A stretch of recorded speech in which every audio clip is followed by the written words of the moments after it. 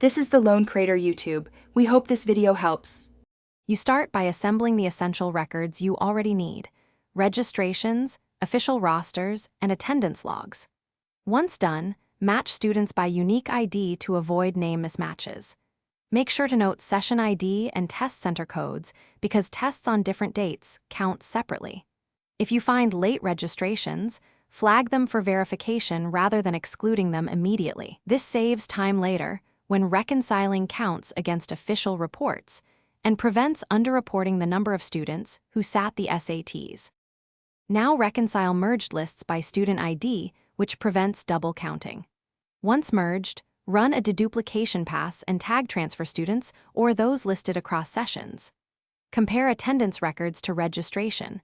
Mark attendees, no-shows, and late arrivals, then decide whether late arrivals count per testing policy. Make sure to separate sessions and make up exams with filters so each sitting is tallied correctly. This step ensures accuracy before final aggregation, and it reveals discrepancies. Finish by aggregating unique attendees per session to produce the official number of students who sat the SATs. Once summed, cross-check those totals against proctor logs and seating charts to catch any transcription errors.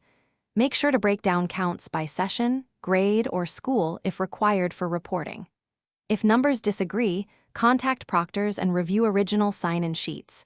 Tip: if attendance scans are missing, verify with multiple staff and use last consistent source to resolve conflicts quickly. Thanks for watching. Consider subscribing if we helped you.